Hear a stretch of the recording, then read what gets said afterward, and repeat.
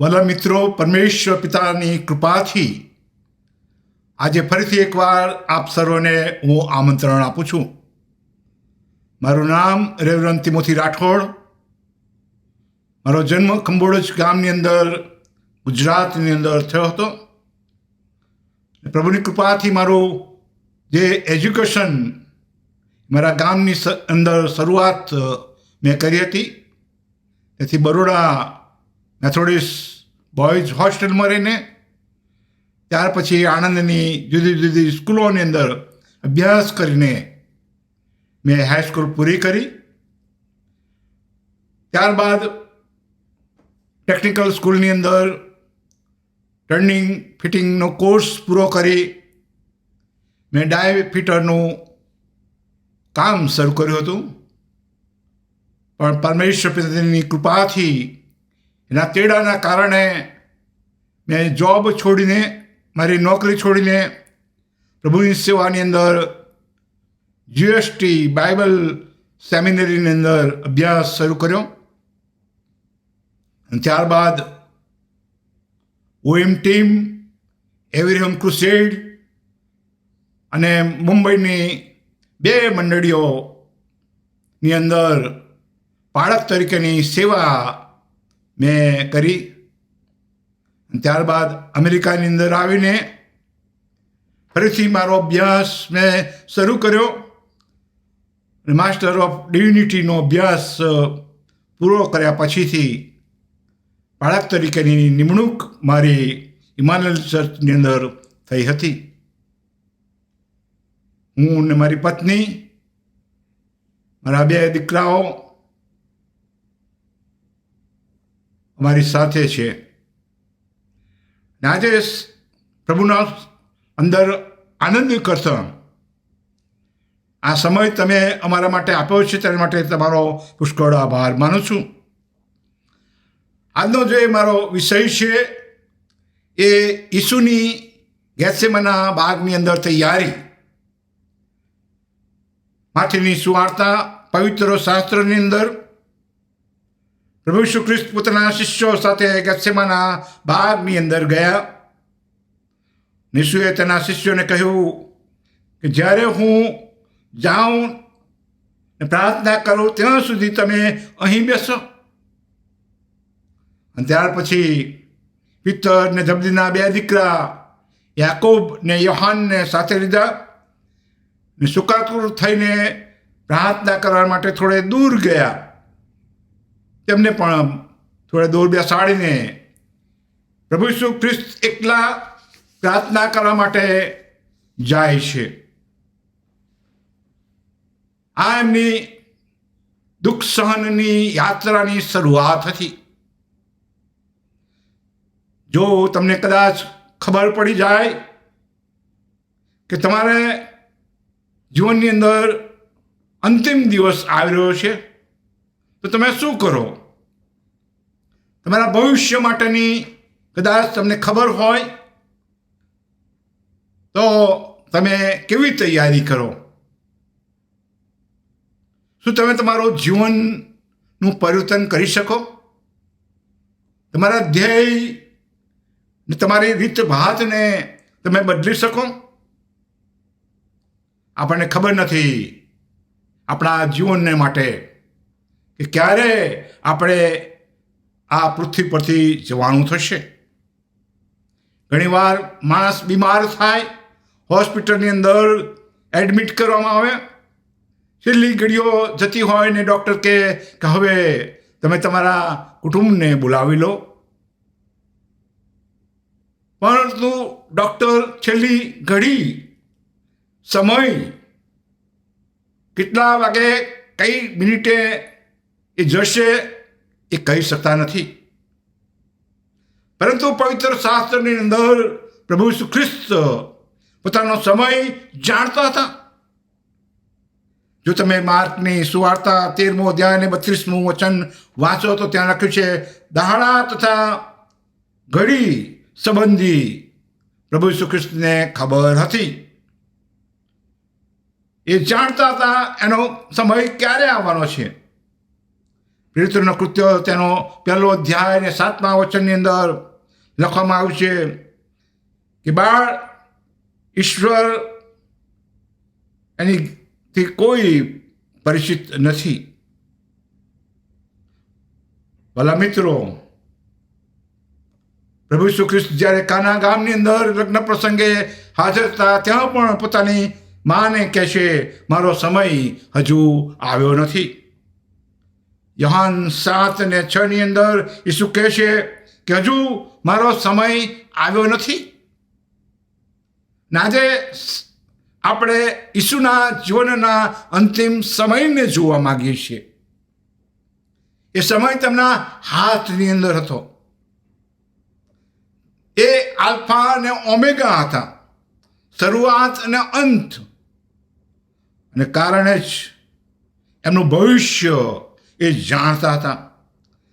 તેથી પોતાના સાથી શિષ્યોને ચેતવણી આપે છે કે તમે જાગતા રહો અને પ્રાર્થના કરો, કારણ કે જે ઘડી આવી રહી છે એ તમે જાણતા નથી. ઘણીવાર કુદરતી તોફાનો આવવાના હોય ત્યારે ન્યૂઝ મીડિયાની અંદર આપણને વારંવાર ચેતવણી આપવામાં આવે કે તોફાન આવી રહ્યું છે,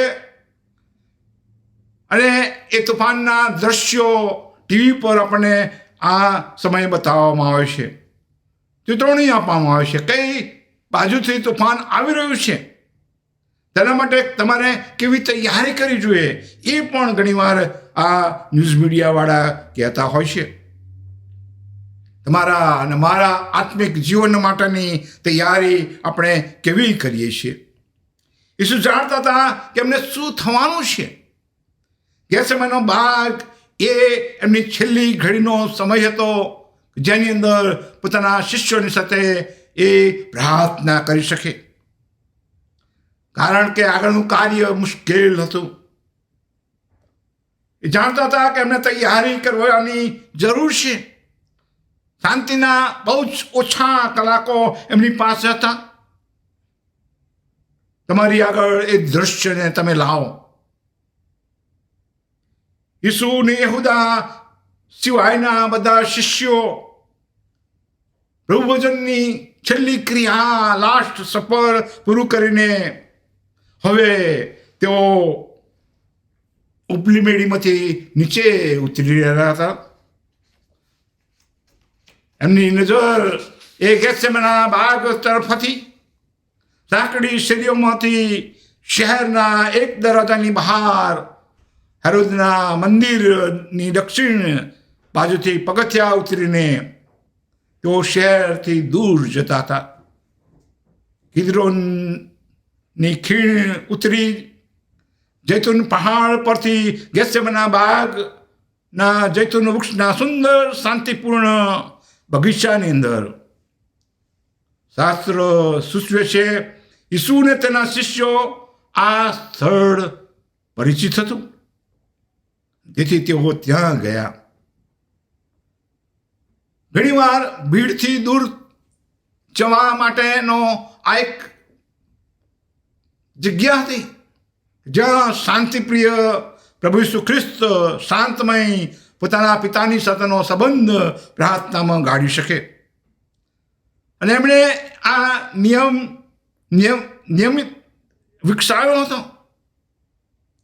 બગીચામાં ઘણીવાર તેઓને તેમના શિષ્યો પણ આવ્યા હતા. આ છેલ્લા સમયની અંદર પોતાના 11 શિષ્યોની સાથે ગેત્સેમાના બાગની અંદર તેમણે પ્રવેશ કર્યો. એમના 3 શિષ્યોને પોતાની સાથે રાખતા બીજા શિષ્યોને દરવાજાની પાસે બેસાડી યોહાન, યાકોબ અને પિત્તરને સાથે લઈને તેઓ આગળ વધ્યા. એમના હૃદયની અંદર શોક અને દુઃખ હતું. એ જાણતા હતા કે આગળ શું થવાનું છે. એમણે શિષ્યોને પોતાની પાસે એટલા માટે રાખ્યા કે તેઓ તેમની સાથે રહીને પ્રાર્થના કરી શકે. થોડા સમય પહેલાં જ લુકની સુવાર્તા તમે વાંચો તો 31 થી 32 અંદર પિત્તરને કહેવામાં આવ્યું હતું કે શતાને તને ઘઉંની જેમ ચાળવા કહ્યું હતું. પિત્તરને જાગૃત રહેવા માટેની જરૂર હતી.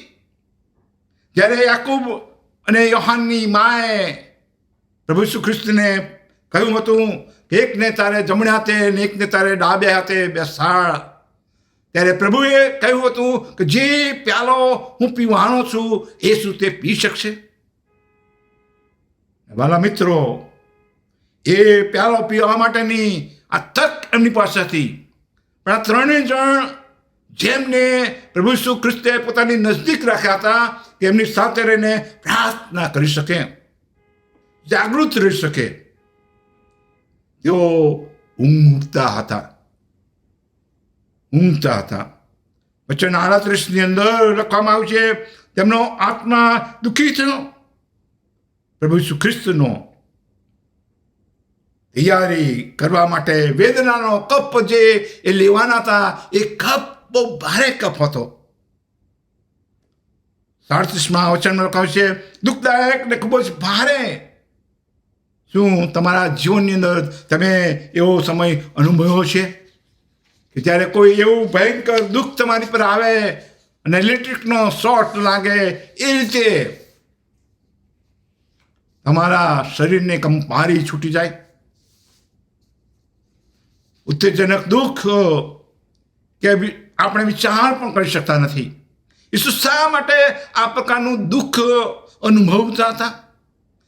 એનું કારણ શારીરિક પીડાને કારણે દુઃખી ન હતા.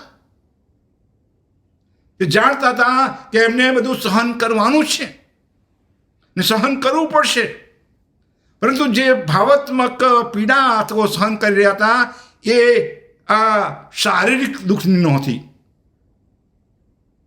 મરવા અને વિંધાવા, કાંટાનો તાજ અને શરીર પરના ચાપકાનો માર, દુઃખ, અપમાન અને અસ્વીકાર, શરમ ભરેલા શબ્દો, આ બધું એમની પર આવવાનું હતું. એના માટે એ દુઃખી નહોતા. દુઃખનો અનુભવ એ તો પાપ માટે શોક કરતા હતા. એ હકીકત પર દુઃખ હતા.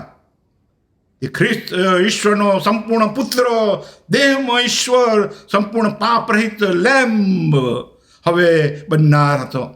માત્ર થોડા જ કલાક પછીથી એ પાપનો ભાર પોતા પર લેવાના હતા. સંત પોલ બીજા કોરિન્થી તેનો 5મો અધ્યાય અને 21મા વચનમાં કહે છે, કેમ કે તેને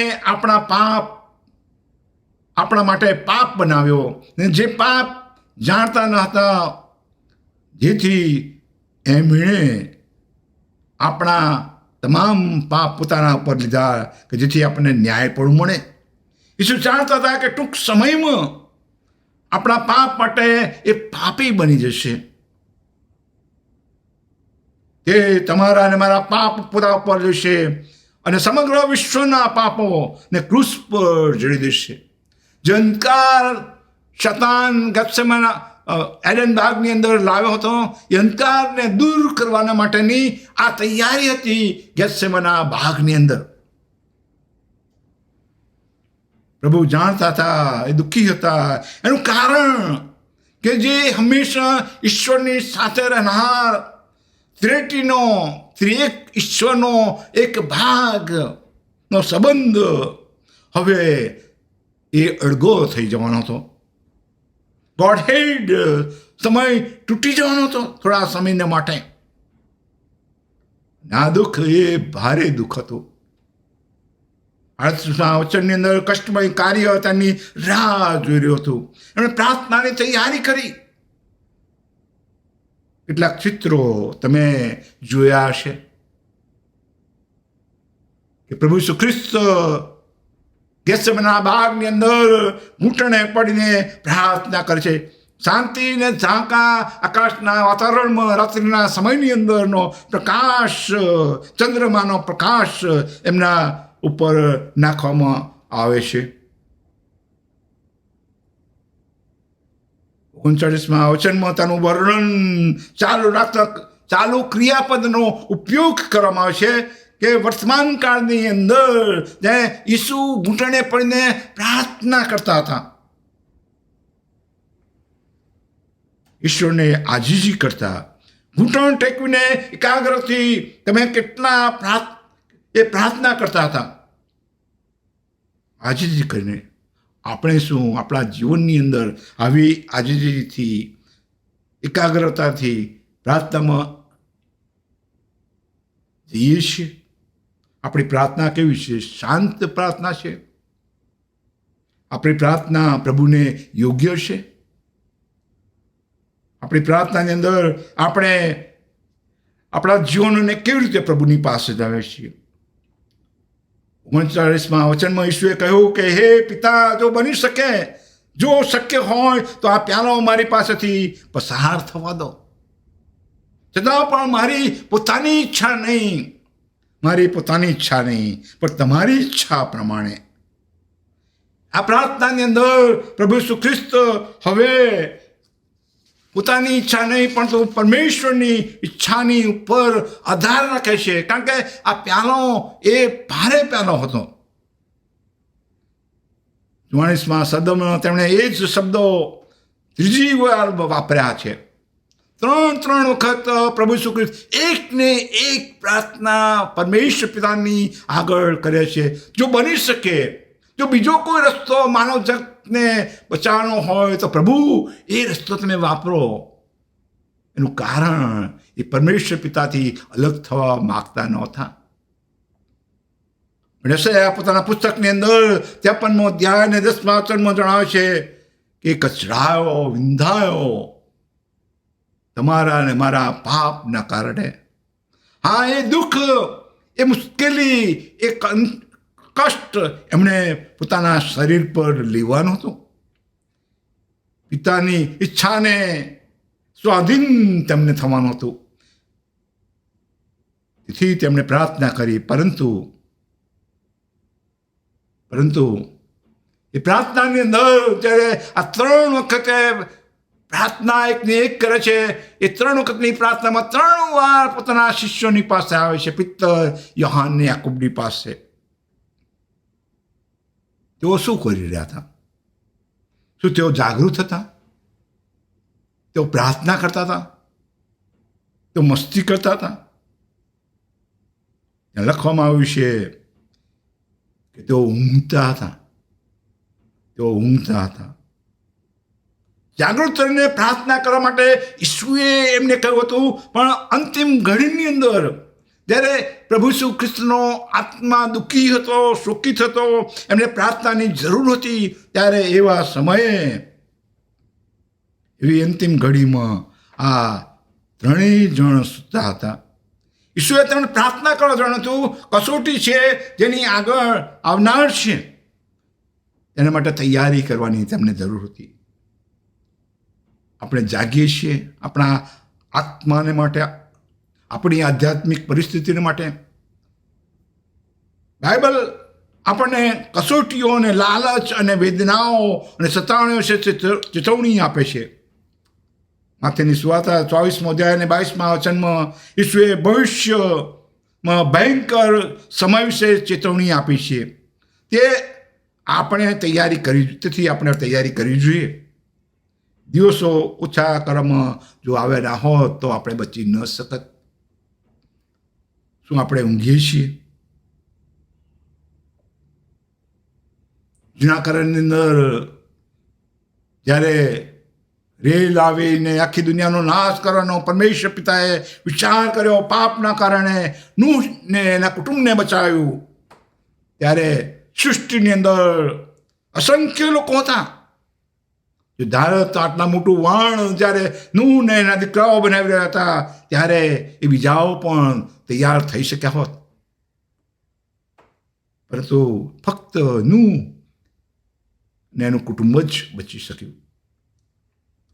આપણા દરેકના જીવનની અંદર પરમેશ્વર પિતા કસોટીનો સમય જ્યારે આવે ત્યારે આપણને હિંમત પણ આપે છે.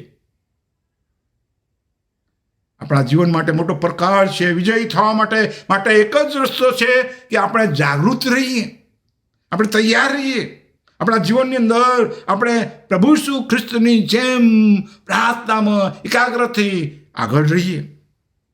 ઈસુ જાણતા હતા કે પિતા સાથે એકલા સમય પસાર ગાળવાની જરૂર છે. તેથી ભોજન પછી ગેથસેમાના બાગની અંદર તેઓ આવે છે. આ મુશ્કેલ ભરેલું કામ હતું. ઈસુ સતત લોકોના ટોળાથી વીંટળાયેલા રહેતા હતા, છતાં પિતા પાસે એકાંતમાં જવાને માટે હંમેશા એ તત્પર રહેતા હતા. તમે તમારી હોડીઓને, તમારા જીવનોને તૈયાર કરો. જે તોફાન આ જગતની અંદર તમારી ને મારી પર આવી રહ્યો છે, એમાંથી બચવાના માટે આધ્યાત્મિક જીવનની અંદર પરમેશ્વર પિતાને, આપણા પ્રભુને મળવાના માટે આપણે એકાંતમાં બેસીને ચિંતન કરવાની, મનન કરવાની જરૂર છે. આધ્યાત્મિક બનીને આપણે પ્રભુમાં એકતા મેળવવાની જરૂર છે. ઈસુ જે પાપ સહન કરી રહ્યા હતા એ ભારે બોજ હતો.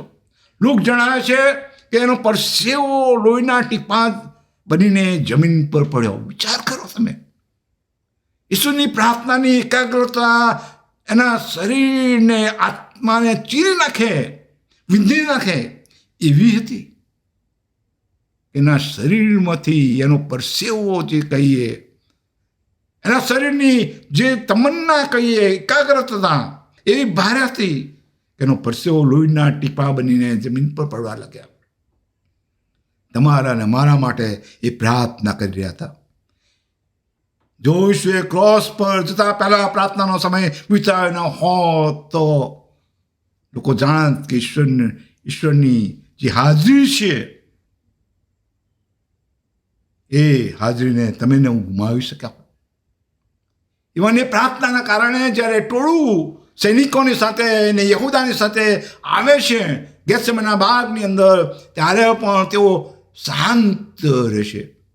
એમને જવા દો, શિષ્યોના માટે કહેશે, એમને જવા દો. તમે જેને શોધો છો એ હું છું. આગળ આવીને ગેથસેમાના ની અંદર સ્વાર્પણ, સ્વાધીનતા અને સંપૂર્ણ સ્વાર્પણ આપણે જોઈ શકીએ છીએ. પિતાની ઈચ્છાને પૂર્ણ કરવાના માટે ગેથસેમાનનો બાગ એ સંઘર્ષનો બાગ હતો. ઈશ્વર પુત્ર અને શતાન વચ્ચેના યુદ્ધનો એ બાગ હતો. શતાન હરાવવા માંગતો હતો કે એવા પીડા ને દુઃખના જે ચિત્તાર આગળ આવવાનો હતો એમાંથી પ્રભુ ઈસુ ખ્રિસ્ત પાછા હટે. પરંતુ તેમણે પ્રાર્થનાની અંદર વિજય મેળવ્યો. ગેથસેમાનનો બાગ એ વિજયની પ્રાર્થના હતી. ગેથસેમાની જગ્યાએ એ હતી, એમને કચડી નાખવા માંગતી હતી. એ સ્થાન કચડવાનું સ્થાન હતું. પરંતુ ગેથસેમાનનો બાગ એ સફળતા અને વિજયનો ભાગ બની શક્યો. બાઇબલ જણાવે છે કે ઈસુ તેના ઊંધા મોં પર પડીને પ્રાર્થના કરી. ઈસુએ તમારા અને મારા માટે આ એક મોટો નમૂનો આપ્યો કે આપણે કેવી રીતે પ્રાર્થના કરવી જોઈએ. આપણા મુશ્કેલ પ્રસંગની અંદર અથવા આપણા જીવનની અંદર જે કંઈ બાબતો આવે છે, શતાન આપણે પર પરીક્ષણો રહે છે, એમાંથી બચવાને માટે પ્રાર્થનાની બહુ જરૂર છે. ગેથસેમાનનો બગીચો એ પ્રાર્થનાની અદ્ભુત શક્તિ હતી. લુક 22:39 તેનું વર્ણન કરતા કહે છે, ઈસુ હંમેશની જેમ જૈતુન પહાડ પર ગયો અને તેના શિષ્યો તેની પાછળ ગયા. આપણે પ્રાર્થનામાં કેટલો સમય વિતાવીએ છીએ. આપણે ગેથસેમાને ખાતે બગીચા પર ચિંતન કરીએ છીએ. તમારા હૃદયની અંદર તમારે ને મારે ચિંતન કરવાની જરૂર છે. એ ચિંતન એવું ચિંતન કે જેની અંદર આપણે પરમેશ્વર પિતાની હાજરીનો અનુભવ કરી શકીએ. આપણે કહેવામાં આવે છે તેનો પરસેવો લોહીના ટીપા જેવો થઈ ગયો. લાગણીઓની તીવ્રતા અને જબરજસ્તી આપણે જોઈએ છીએ. સબમિશન, સમર્પણનું સ્થાન આપણે ગેત્સેમાના બાગમાં જોઈએ છીએ. ગેત્સેમાને પણ યીશુ માટે આધીનતાનું સ્થળ હતું, કારણ કે ઊંધે મોડે પડીને પ્રાર્થના કરે છે, હે પિતા, મારી નહીં પણ તમારી ઈચ્છા પૂર્ણ થાય. આપણા જીવનની અંદર જ્યારે દુઃખો અને મુશ્કેલીઓ આવે ત્યારે આપણે પ્રાર્થના કરીએ છીએ, પણ જો મરણ થઈ જાય તો ઘણીવાર આપણે મરણની વખતે ઈશ્વરને જાણે દોષ દેતા હોય એવી પરિસ્થિતિ આપણે ઊભી કરીએ છીએ. આપણી ઈચ્છા નહીં, ઈશ્વરની ઈચ્છા નહીં, પણ આપણી ઈચ્છા.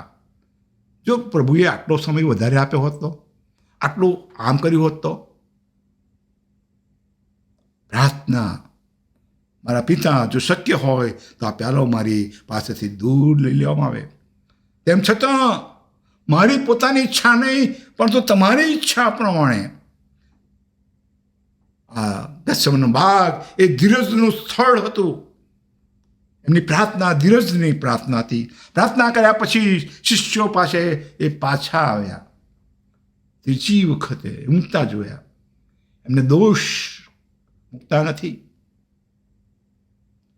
એમને ધમકાવતા નથી, ઠપકો આપતાને બદલે હળવાશથી તેઓને જોવાનીને પ્રાર્થના કરવાની ફરજ વારંવાર યાદ કરાવતા હતા. જાગતા રહો ને મારી સાથે પ્રાર્થના કરો. આત્મા તત્પર છે, પરંતુ શરીર અબોળ છે. વાલા મિત્રો, ઈસુએ પ્રાર્થના કરી ઓછામાં ઓછી 3 વાર પોતાના મિત્રોની પાસે આવીને એમને પણ જાગૃત રહેવા માટે કહ્યા. સંત પોલ પોતાની બીમારી માટે 3 વાર પ્રાર્થના કરી કે આ કાંટો મારા શરીરમાંથી દૂર થાય એવું પ્રભુ તું કર. 3 વખત એને કહેવામાં આવ્યું, મારી કૃપા તારા માટે બસ છે. 2 કોરિન્થી તેના 12મા અધ્યાયમાં મારી કૃપા તારી પર બસ છે. ને કૃપાને એણે સ્વીકારી. એ કાંટાને એણે પોતાના શરીરની અંદર, એ દુઃખ કયા પ્રકારનું તો આપણને લખવામાં આવ્યું નથી, પરંતુ જે કંઈ હોય એણે સ્વીકારી લીધું. તમે મારા જીવનને સમર્પણ કરવાની જરૂર છે, પ્રભુને સોંપાઈ જવાની જરૂર છે. ગેત્સેમાનો બાગ એ તો તમારા અને મારા માટે આ દિવસોની અંદર એ બતાવે છે કે આપણે આપણી પોતાની ઈચ્છા નહીં, પણ પરમેશ્વરની ઈચ્છાને પ્રમાણે આપણા જીવનને આ પૃથ્વી પર ઉપયોગ કરીએ. માનવ જગતને ઉદ્ધાર માટે પ્રભુએ જે કાર્ય કર્યું હતું એ કાર્યને પૂર્ણ કરવા માટે તમે અને હું પરમેશ્વરની ઈચ્છા પ્રમાણે માનવ જગતને કેવી રીતે આપણે સુંદર બનાવી શકીએ, કેવી રીતે આપણે દોરવણી આપી શકીએ, કેવી રીતે આપણે બીજાઓને મદદરૂપ બની શકીએ. જેમ પ્રભુએ માંદાઓને સાજા કર્યા, ભૂખ્યાઓને ખવડાવ્યું, ગરીબોને મદદ કરી. ઘણા બધા પ્રસંગોની અંદર પ્રભુ હાજર રહેતા હતા. એમના આંસુ લૂછવા માટે પણ પ્રભુ હાજર હતા. જેમ લાજરસનું મરણ વખતે માર્થા અને મરિયમના આંખના આંસુ એમણે લૂછ્યા, તે લખવામાંથી ઈસુ પોતે રડ્યા. આજે તમારા મારા જીવન માટે પ્રભુ એ અપેક્ષા રાખે છે કે આપણે ગેત્સેમાના બાગની અંદર આવીએ. જે બાગ તમારા મારા જીવનની અંદર ઉદ્ધારક બાગ છે. એ બગીચો સુંદરતા લાવવાના માટે, જીવનની સુંદરતા લાવવાના માટે, જીવનનો પ્રકાશ લાવવાના માટે, જીવનની સુગંધ વધારવા માટે ઉપયોગી જગ્યા છે. શું તમે તમારા પવિત્ર વચનો દ્વારા ખ્રિસ્તમય જીવન જીવો છો? તમારા જીવનને પ્રભુના કાર્યને માટે વાપરો છો? તમારા જીવનની ભેટોનો ઉપયોગ કરો છો? શું તમે તમારા જીવનના અંદર પરમેશ્વર પિતાને વફાદાર છો? એની ઈચ્છા પ્રમાણે તમે કાર્ય કરો છો? આ સમયે ઘણી બધી સતાવણીઓ અને મુશ્કેલીઓનો સામનો કદાચ આપણા લોકોને કરવો પડે છે, પણ એ નવાઈની વાત નથી. શરૂઆતથી જ ખ્રિસ્તી મંડળીની શરૂઆત થઈ ત્યારથી સતાવણી ચાલુ છે, પરંતુ ખ્રિસ્તી મંડળી ઉચકે ને ભૂચકે વધતી ગઈ છે. જોએ પ્રભુ પર સંપૂર્ણ વિશ્વાસ કરી પ્રાર્થનામાં પોતાના ઘૂંટણો નમાવ્યા, એમના આધારે તમે ને હું આજે પ્રભુની પાસે છીએ, પ્રભુના કાર્યને કરી શકીએ છીએ.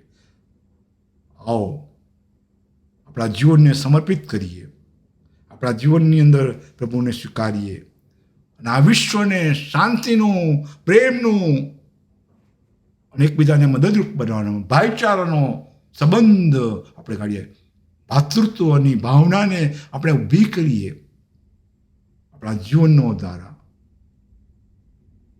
પ્રભુ એવું કરે કે તમને ને મને, જો સાંભળે છે દરેકને, પ્રભુ આ જગતની અંદર વાપરી શકે, શાંતિના દૂત તરીકે, પૈગંબર તરીકે, શાંતિના પ્રોફેટ તરીકે, એકતાના પ્રોફેટ તરીકે અને પ્રભુના પવિત્ર વચનો દ્વારા આધ્યાત્મિક જીવનની અંદર બીજાઓને પ્રકાશરૂપ બનાવવા માટે વાપરી શકે. આમેન.